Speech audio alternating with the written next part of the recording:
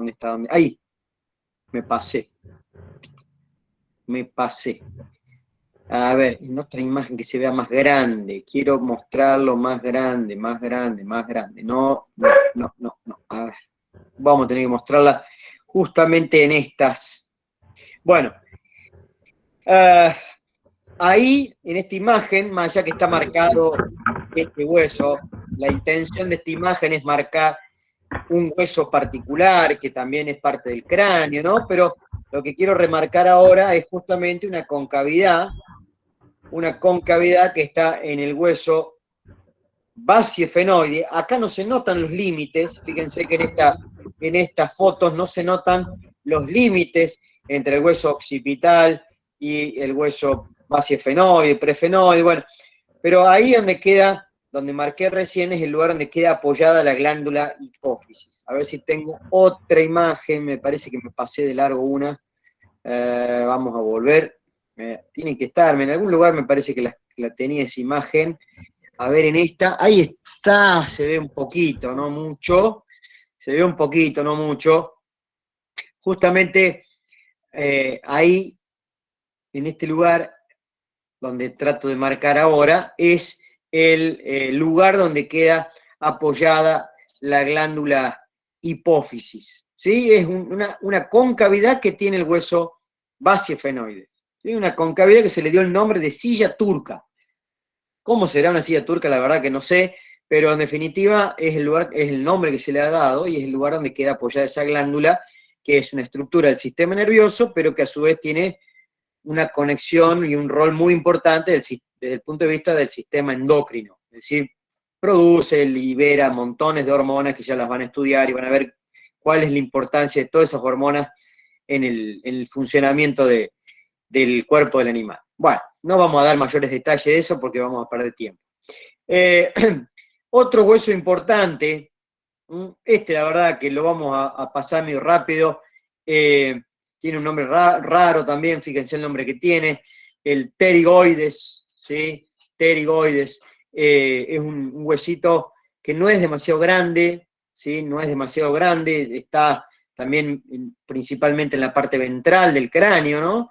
Del piso, cerca del piso del cráneo, y forma unas cavidades, unos orificios, que sí son fáciles de encontrar, también son bastante grandes, que es donde pasa aire, básicamente. Ese nombre, coanas, que figura ahí, están formadas en parte por el pterigoides, ¿sí? En parte están formadas por estos huesos que se llaman pterigoides, son huesos pares, y que están, a ver si podemos mostrar una imagen, tiene que ser una vista ventral, a ver, me voy para otro lado, ahí están, esas aberturas que están acá, esas aberturas que están ahí abajo, que se ven dos grandes orificios, son las coanas, ¿sí? Son las coanas, y en parte están delimitados por este hueso que están acá a los costados, que denominamos huesos pterigoides, ¿sí? También desde ahí se van a estar uniendo músculos que tienen que ver con la masticación, para que la mandíbula se vaya para arriba, hacia dorsal, para poder, por ejemplo, triturar el alimento, para morder y demás. Hay una serie de músculos masticatorios que sirven para cerrar la boca, entre ellos aparecen unos músculos denominados músculos pterigoides. Bueno, justamente los pterigoides están proviniendo de ese lugar, provienen desde ese hueso denominado huesos pterigoides. Bueno, ya lo vamos a recordar después cuando estudiemos la parte del sistema digestivo, cuando veamos el aparato masticatorio, cuando se vean los músculos de la masticación, ahí vamos a retomar un poquito esos huesos, que son el comienzo de estos músculos denominados músculos pterigoideos, que van desde ese lugar hacia la mandíbula. Desde este lugar se van a dirigir hacia una parte de la mandíbula para permitir levantar o elevar la mandíbula junto con otros músculos más para poder, ¿no es cierto?, triturar el alimento, morder o lo que sea, ¿no? Bueno, esos pterigoides están ahí abajo, son realmente bastante chiquititos. Otros huesos que son importantes del cráneo, que son pares, ¿sí? Los temporales. Los huesos temporales, ¿sí? Esos huesos forman parte de numerosas cavidades, sobre todo participan principalmente de la cavidad craneana y de una cavidad bastante compleja, donde se aloja en diferentes porciones del oído. El oído, que es un órgano sensorial bastante complicado, ¿no? Y sobre todo pensando en el tamaño, en el rol que cumple, bueno, está alojado, muchas de esas partecitas del oído están alojados dentro del hueso temporal. Ya vamos a estudiar de nuevo esta cuestión cuando veamos el oído, ¿sí? Este órgano de los sentidos tan particular y tan complejo. Profe, Sí. el hueso temporal está a dorsal del cráneo, o sea, lo más dorsal. No, está más bien al lateral, ¿sí? Está más bien al lateral. Fíjense, ahí está marcadito todo esto que está de color rojo, todo eso que está de color rojo, que no sé si se puede ver con la marcación que estoy haciendo yo de color azul. Bueno, todo eso que está marcado de color rojo corresponde al hueso temporal. En este caso, esta es una foto, un esquema, un dibujo de una calavera de un caballo, pero que no varía tampoco demasiado si lo comparamos con una vaca o con un carnívoro, ¿sí? Esa es la ubicación, ¿sí? La ubicación que tiene está más bien al lateral, ¿sí?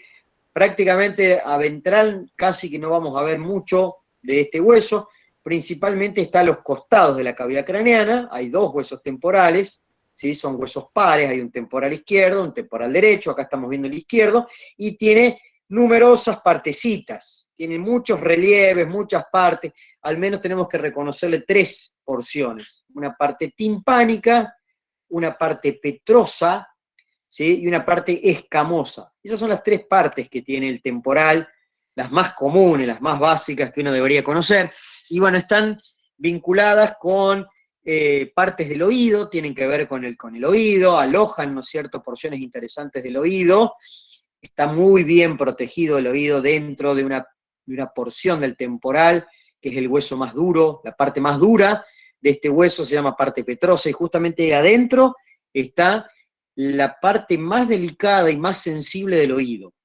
justamente adentro de esa porción del hueso temporal denominada parte petrosa. ¿Por qué le denominan así? Porque parece como una roca, parece como una piedra el aspecto que tiene. Es muy duro esa parte del hueso temporal y casualmente el oído, la porción más delicada del oído, está alojada ahí adentro, para que esté bien protegido. Esa es un poco la idea. ¿Qué iban a preguntar ahí? Sí. No, ¿Hola? no, yo iba a preguntar Profe, justamente eso. ay, Sí. disculpe. Hablen de a Hay uno una porque si no, no se compañera entiende. que quería entrar. Me pidió que le avise para que le acepte la solicitud de ¿Quién? Ah, ahí entrar está. en la clase. Ahí. Sí, había quedado sin internet. ¿Entró o no entró? Porque Yo ahí. quería preguntar, Sí, ¿cómo se llamaba esa fosa, la de encima del hueso temporal? la fosa que está por encima, fosa temporal, casualmente. La fosa temporal participan dos huesos, el parietal y el temporal. Justamente en esa fosa se alojan otros músculos de la masticación, que se llaman músculos temporales. Profe, Sí, ¿podría poner la otra diapositiva que tenía sí. Ahora lo por favor, que saque mostramos. una foto? Ahora Ah, mostramos genial. de nuevo la idea. Bueno, ahí está entonces. Esas son las tres Gracias. partes, las tres porciones, dice fusionadas, sí, están todas articuladas y muy pegadas una a la otra. Está ubicada principalmente todo el temporal en la parte lateral de la cabeza, del cráneo en definitiva, y esas son las tres partes que tiene. La parte petrosa, petrosa porque tiene un aspecto como una piedra y es el hueso más duro del cuerpo. La parte timpánica, otra porción del temporal, y la parte escamosa.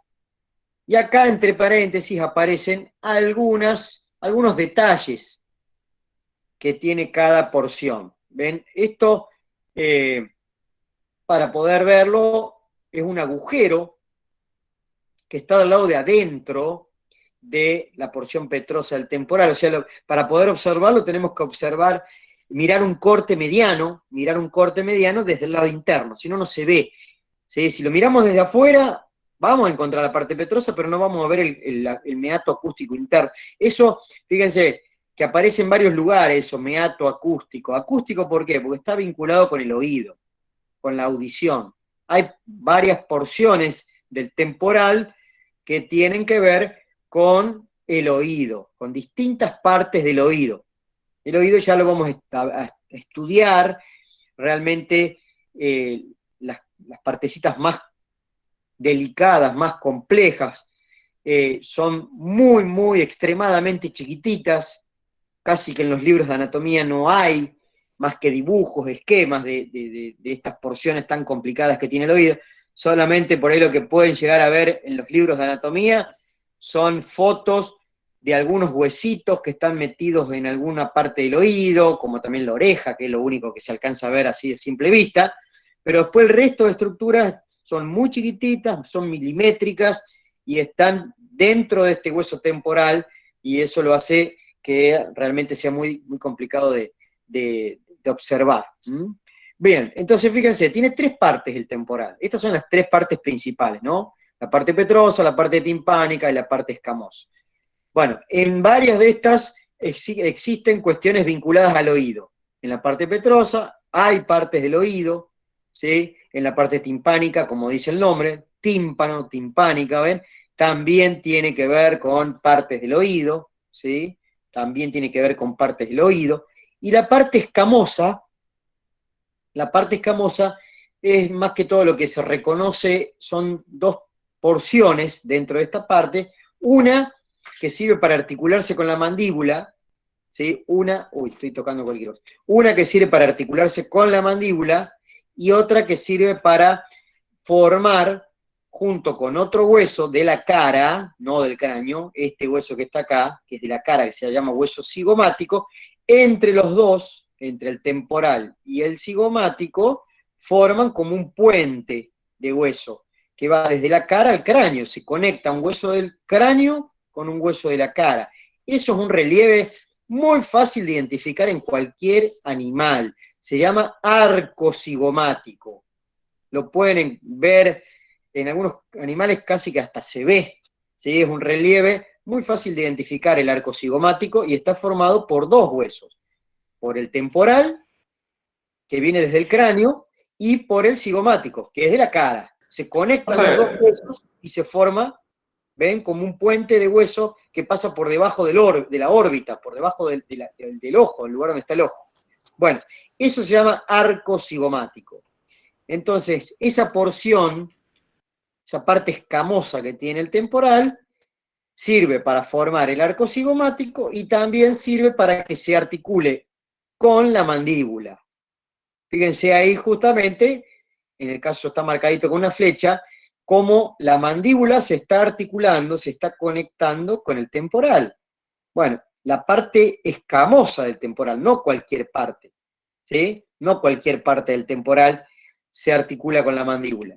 Bueno, acá también, me estoy adelantando a algo que ya van a ver en las clases siguientes, pero el temporal también tiene distintos tipos de articulaciones.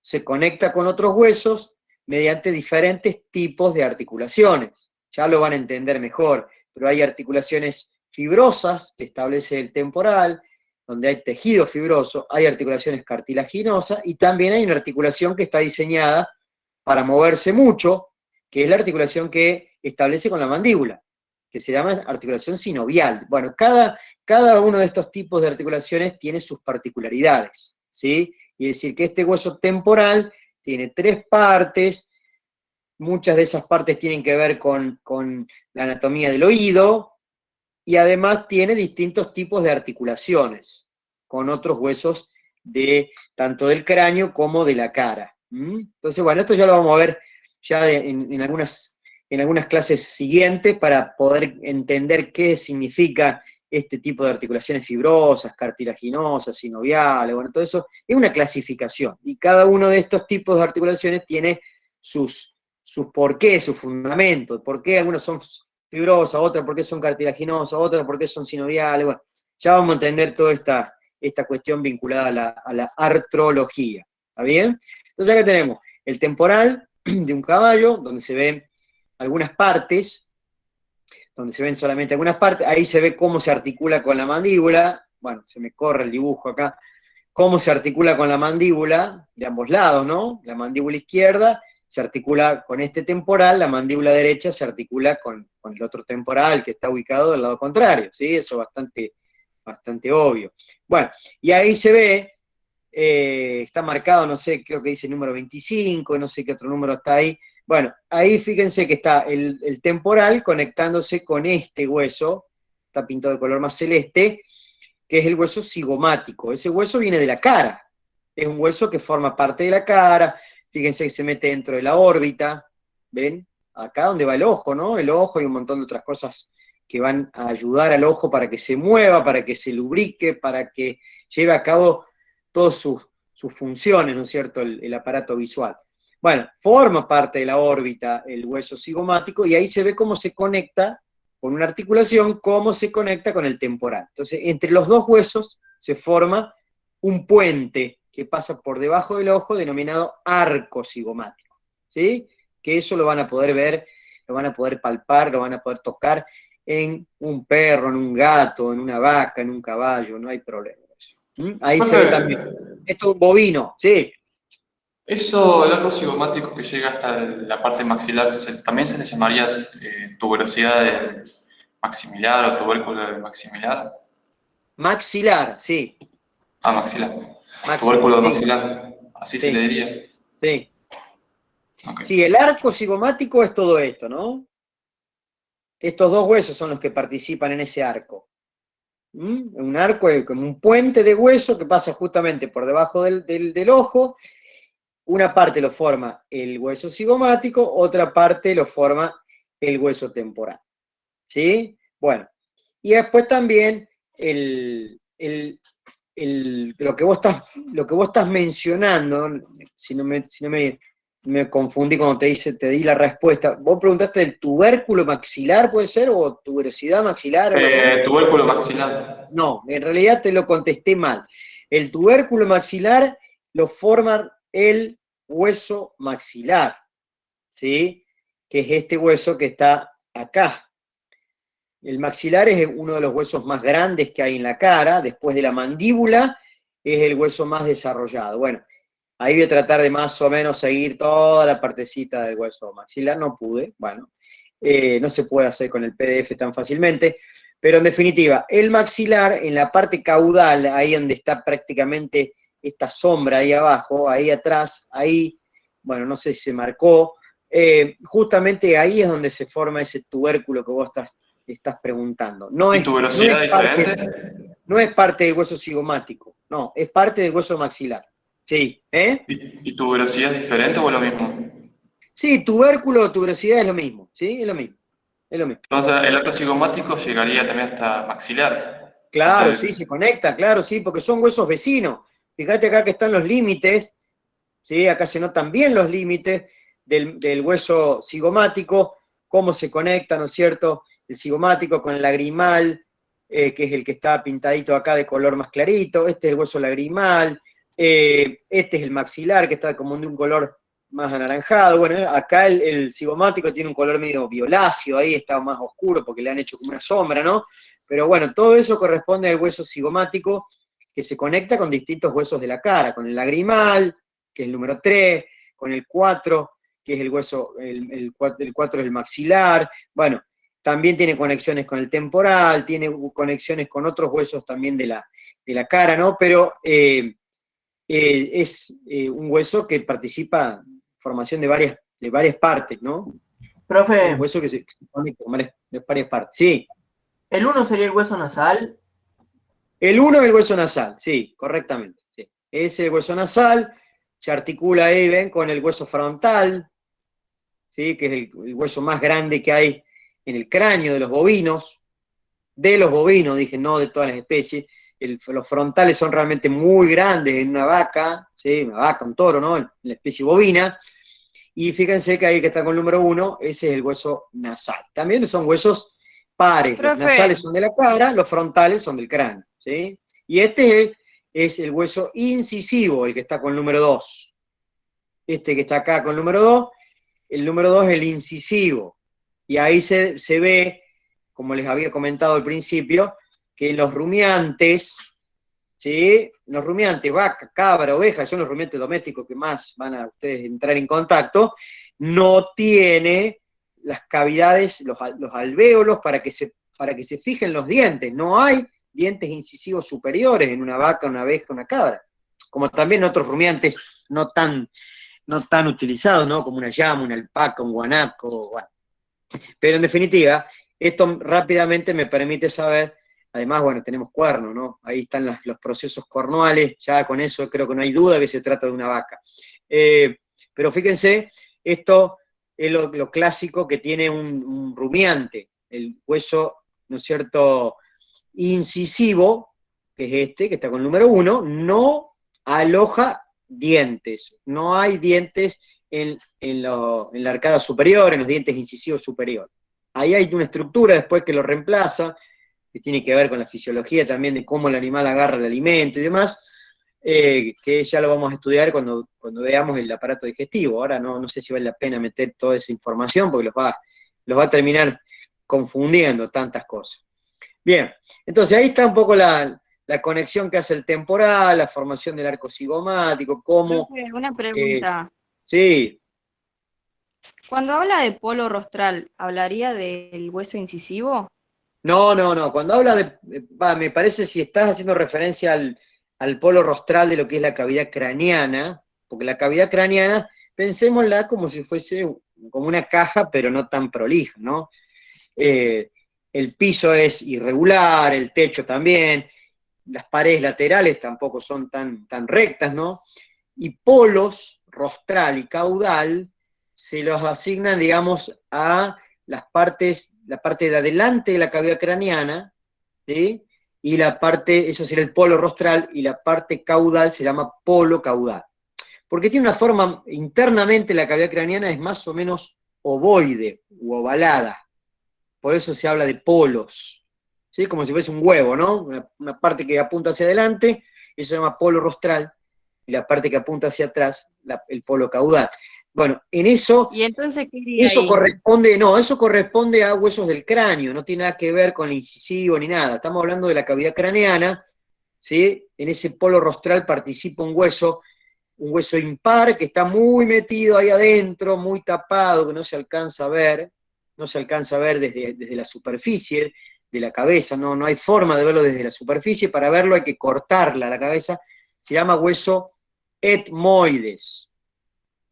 A ver si lo podemos mostrar, ahí está, miren, el etmoides, otro hueso impar que está en el interior, como dicen, no se ve desde la superficie, no hay posibilidad de verlo, salvo que lo miremos desde atrás, desde el agujero magno, ese agujero que tiene el occipital, por ahí podemos llegar a ver algo del etmoides, pero si no, para poder observarlo bien, hay que cortar la cabeza, porque este hueso no se hace superficial en ningún lugar de la cabeza se hace superficial, está bien tapado en el interior, por eso es que hay que cortarla la cabeza. Entonces, este hueso etmoides, ya vamos a ver el lugar donde está, miren, ahí está.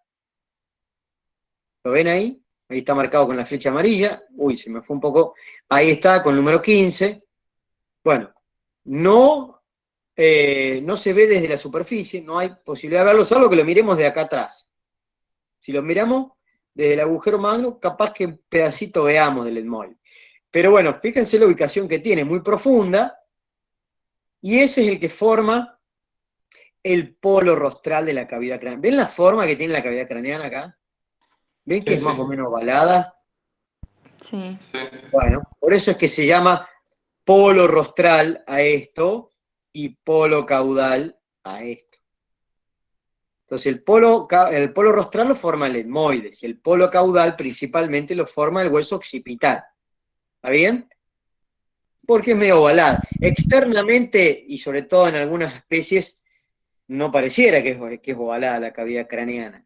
Si uno agarra la cabeza de un cráneo de un bovino, uno mira el techo de la cavidad, ve el piso, vos te imaginás que adentro eso también es bastante así como piramidal, pero en realidad es bastante ovalada la cavidad craneana internamente. Por eso se habla de polos. ¿sí? Tenemos un techo acá arriba, un piso acá ventral, paredes laterales a los costados y además polos, polo rostral y polo caudal. El polo rostral lo forma el etmoides, el polo caudal lo forma principalmente el hueso occipital, ¿sí? El que forma la nuca, acá estamos viendo, esto, toda esta parte corresponde al occipital. Bueno, por eso es que este etmoides tiene su particularidad, digamos, es un hueso muy profundo, está metido ahí adentro, separa dos cavidades, miren, forma el límite, como dice ahí, separa dos cavidades, la cavidad craneana y la cavidad nasal. Si volvemos a la imagen esta, por ahora capaz que no sea muy evidente, a ver en la imagen que sigue, ya hice tantas rayas que no sé qué es lo que...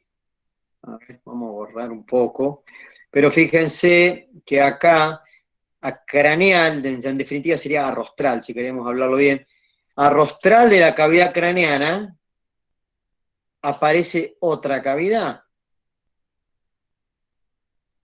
No sé si está marcando, no, no está marcando. Bueno, a rostral de la cavidad craneana aparece otra cavidad, que está íntimamente vinculada, que es la cavidad nasal. Esto que estamos viendo ahí es la cavidad nasal. Y esto que está por atrás, a caudal, es la cavidad craneana. El límite lo forma el etmoides. Ese Una hueso pregunta, que está profe. metido ahí forma un límite, como un tabique de separación, que es una separación no tan real, porque hay estructuras que pasan de un lado al otro. ¿Sí? Hay estructuras que pasan desde el fondo de la cavidad nasal hacia la cavidad craneana. Profe, entonces, la cavidad nasal estaría dentro del hueso maxilar.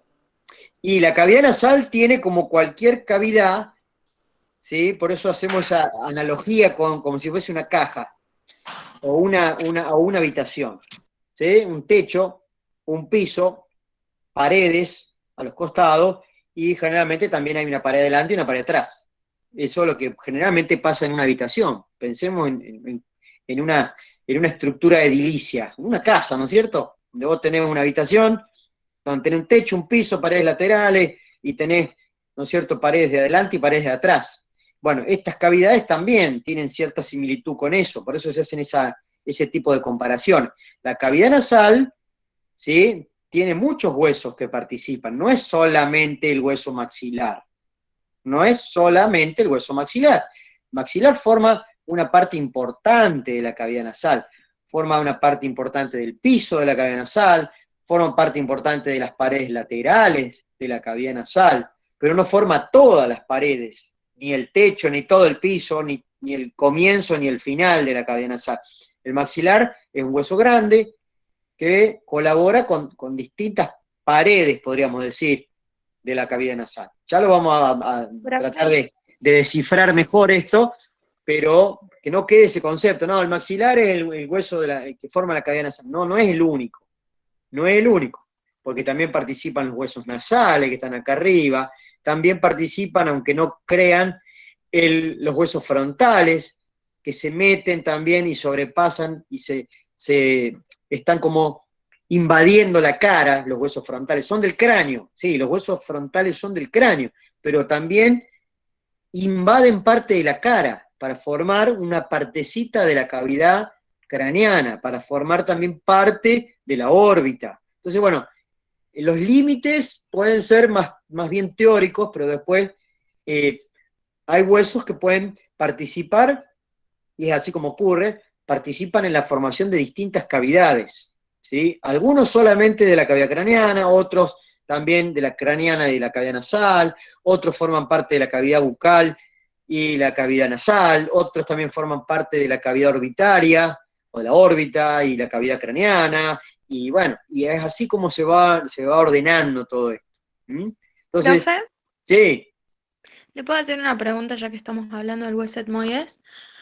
En los ovinos había una pregunta en donde hablaba sobre unas larvas que ingresan por medio de la cavidad nasal sí. y se alojan, terminan alojándose en la cavidad craneana. ¿Eso pasa por medio del hueso etmoides? ¿Por la lámina cribosa del hueso etmoides o me estaría equivocando? Sí, en parte está bien, puede ser una de las vías de ingreso, de esas larvas, ¿no? Es una parasitosis que ustedes van a ver de acá a algunos años, donde hay unas mosquitas que depositan esas larvitas en el comienzo, ¿no es cierto?, de los orificios nasales, digamos, el comienzo de la cavidad nasal. Entonces esas larvitas se van metiendo dentro de la cavidad nasal, van progresando dentro, van destruyendo, van irritando en realidad mucho de estas estructuras que ustedes están viendo acá, que están con el número 18, 17, 16, 20, nada más que esto es de caballo, ¿no? Pero es medio parecido lo que ocurre también, digamos, la anatomía interna de la cavidad nasal en una oveja, una cabra, bastante parecida a lo que ustedes están viendo ahora acá, que es de caballo. Entonces esas larvas van lesionando esas estructuras que están ahí adentro, que se llaman cornetes nasales, van erosionando, van lastimando la mucosa y todas estas estructuras que están ahí adentro, que son los cornetes, y en algunos casos esas larvas pueden llegar a pasar hacia el interior de la cavidad craneana.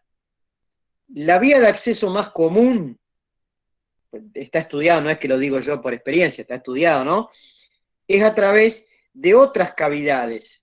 Producen una encefalitis, es decir, una inflamación del cerebro en sí, del sistema nervioso central, del encéfalo, porque primero invaden los senos paranasales. No sé si lo alcanzaron a ver eso con Matías. ¿Lo vieron eso de los senos paranasales o no? Hola, hola. No, profe, no lo Creo que vimos. no, ¿No lo vieron? Bueno, No, creo ¿qué que son no. los senos Lo paranasales? Son cavidades, como estamos viendo en esta imagen. Fíjense esa imagen que Sí, está lo ahí. vimos, profe, eso con el otro profesor. Ah, bueno. Ahí está gastado. Esto es un esquema de un dibujo, ¿no? Un dibujo que trata de representar esto, no, esto es una foto, más allá que se vea como si fuese un esquema, ve una foto, no está muy buena, pero ahí se ve que están gastados los huesos, sobre todo los huesos frontales, en la cabeza de un bovino, ¿sí? Y adentro se ven un montón de cavidades, se ven cosas raras, ¿no? Como agujeros. Bueno, ¿qué es eso? En este caso se llaman senos frontales, porque corresponden a los huesos frontales, pero son cavidades que están en el interior de algunos huesos del cráneo y algunos huesos de la cara. Esos senos, esas cavidades, en su conjunto se llaman senos paranasales. Paranasales, quiere decir que se conectan de alguna manera con la cavidad nasal. ¿Sí? Es más, durante el desarrollo embrionario y fetal, ¿sí?, esos senos ya están comunicados con la cavidad nasal, y a medida que el animal, el individuo en definitiva, porque nosotros también los tenemos, esos senos, a medida que va creciendo la cabeza, se van haciendo cada vez más grandes estos senos, y cumplen un montón de funciones, ¿no? Aliviar el peso de la cabeza, aumentar la superficie de los huesos de la cabeza sin que aumente demasiado el peso, intervienen en la fonación, en la resonancia, en el tono de voz. Bueno, hay un montón de cosas que se saben, al menos en el humano, que todavía no se saben muy bien en los animales, pero estos senos se llaman senos paranasales, y de acuerdo al lugar donde estén, pueden tener un nombre particular. Hay senos frontales, hay senos maxilares, hay senos esfenoidales, hay senos palatinos, hay senos... Bueno, son cavidades. Entonces, las larvas esas que estaban preguntando recién, ¿sí? Estos senos están en una vaca, en una cabra, en una oveja, en un caballo, en un perro, en un gato. Pueden tener distintas formas y distinto tamaño, acorde a cada especie, ¿no? Y también lo tenemos nosotros. El humano tiene senos paranasales. Esos senos a veces se infectan, se llenan de pus, y ocurre lo que se llama sinusitis, ¿sí? Nosotros tenemos acá los senos frontales, acá están los senos maxilares, bueno, hay otros senos que están en la profundidad de la cabeza que no son fáciles de acceder. Bueno, entonces, esas larvitas, lo común es que primero pasen de la cavidad nasal a los senos paranasales, sobre todo los frontales, y de ahí puedan invadir al sistema nervioso y provocar una meningitis, inflaman las meninges, o también inflaman directamente el tejido nervioso. También puede darse el caso, aunque está menos reportado, hay menos documentación de eso, de que esas larvas puedan pasar desde el fondo de la cavidad nasal hacia la cavidad craneana a través del etmoide, como comentaba la compañera recién. El etmoides tiene en su anatomía, es un hueso muy complejo, tiene lo que se llama unas aberturas, parece como un colador, y eso se llama lámina cribosa. Si uno lo ve al etmoides, que es un hueso bastante raro, muy complejo, bueno, tiene un montón de agujeritos, un montón de perforaciones tiene ese etmoides. Esas perforaciones, que justamente están entre el fondo de la cavidad nasal y el comienzo de la cavidad craneana, permiten el paso de nervios por ahí. ¿Para qué pueden servir esos nervios que pasan del fondo de la cavidad nasal hacia el interior del cráneo y principalmente el encéfalo? ¿Para qué pueden servir esos nervios? Para sentir Para el olores. olfativo. Claro, para sentir el olfato. olor de las cosas. Son nervios que están involucrados en la sensación del olfato. Por eso que justamente pasan desde el fondo de la cavidad nasal hacia el sistema nervioso, para que el cerebro después interprete esas moléculas químicas con algún olor determinado, ¿no? Eso es básicamente lo que hace el cerebro. Entonces, justamente hay un montón de perforaciones en ese etmoide que se llama lámina cribosa, como un colador, de ahí viene el nombre, lámina cribosa, pues parece un colador. Por ahí pasan esos nervios que van desde el fondo de la cavidad nasal hacia la cavidad craneana. Bueno, esos lugares también los puedo utilizar, pueden pasar por ahí, podrían llegar a pasar por ahí esas larvas que invaden la cavidad nasal de las ovejas. ¿Sí? De ahí viene un poco toda esa historia que hice, ese relato, para tratar de responder a esta pregunta, esa consigna que tenían ahí planteada en la guía, en esa guía de trabajo práctico. Bueno, es para que ustedes investiguen un poco cómo es el etmoides. Un hueso profundo, un hueso que no se ve desde la superficie, que tiene un montón de cosas raras, entre ellas lo que se llama la lámina cribosa, y esa lámina cribosa es justamente el lugar por donde pasan los nervios desde el fondo de la cavidad nasal hacia la cavidad craneana. Bueno, ¿qué más? Bueno, ahí está entonces el etmoides. Bueno, hay un montón de cuestiones, ahí está marcado, 2 láminas cribosas, eso para poder observarla hay que principalmente cortar la cabeza, si no, no se ve muy bien las láminas cribosas. Son todas perforaciones que están una muy cerquita a la otra, parece que estuviese roto, pero en realidad es así el hueso, está todo perforado, y eso permite entonces el paso de nervios desde el fondo de la cavidad nasal hacia la cavidad craneana, porque justamente está en el límite, ¿está bien? Bueno, un hueso que se planteó apenas arrancamos la clase, una de las consultas, el Bomer, ese hueso es un hueso bastante chiquitito, también está medio oculto, tapado por otros, es un hueso del cráneo, no es de la cara, como por ahí se cree. ¿Llega hasta la cara? Sí, llega hasta la cara. Es un huesito donde hay un claro predominio de la longitud, no es un hueso largo, ¿sí? Digamos en el sentido de la clasificación, te estoy diciendo. No es un hueso largo, no tiene epífisis, no tiene diáfisis, nada de lo que tiene un hueso largo típico, pero sí tiene una longitud importante, a eso estoy haciendo referencia. Un hueso que tiene una longitud importante, comienza desde el cráneo y llega prácticamente hasta la punta de la nariz, hasta el extremo rostral de la cavidad nasal, por eso es un hueso relativamente largo. Entonces, justamente este huesito, ahora vamos a ver unas imágenes, unos esquemas, en ese lugar, en el Bomer, es un hueso impar, eso sí, tiene la forma como una B corta, y justamente en esa especie de B corta es donde queda alojado el tabique nasal. El tabique nasal, que su mayor parte es cartílago, un cartílago blanco, bien notorio, bueno, justamente ese tabique queda apoyado sobre el Bomer, ¿sí? Queda como encajonado en esa forma de B corta que tiene el Bomer. Ahí vamos a ver una imagen para que puedan entender. Bueno, ahí estaba el etmoides, eso ya creo que quedó bastante claro, el etmoides de nuevo, en una cabeza más fresca, más real, para que se vea, ¿no? A dónde está el Bomer, el etmoide, que está bien atrás, ¿no? Bueno. Y ahí va a aparecer el Bomer, fíjense. Esto es de un bovino, yo creo que ya se dieron cuenta. Fíjense, ahí está marcado, ¿ven? Como una forma de B corta, como en el piso de la cavidad nasal.